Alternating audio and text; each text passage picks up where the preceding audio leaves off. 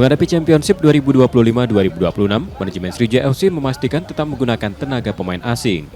Satu nama yang disiapkan adalah bek asal Ghana, Michael Enu. Proses perekrutan masih terkendala pengurusan izin tinggal terbatas, namun klub telah memiliki komitmen dengan sang pemain. Enu dijadwalkan tiba di Palembang sebelum kompetisi bergulir.